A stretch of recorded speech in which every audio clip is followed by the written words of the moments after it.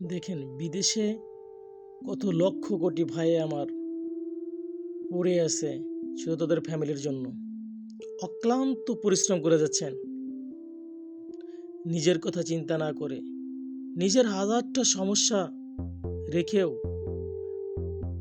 কিভাবে কাজ করতেছেন শুধু তাদের প্রিয়জনদেরকে ভালো রাখার জন্য, শুধু তাদের মুখে হাসি ফোটানোর জন্য। অথচ একদিন এই মানুষটাই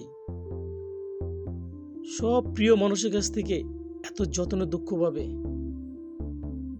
তখন তার আর বলার ভাষা থাকবে না, যাওয়ার জায়গাও থাকবে না।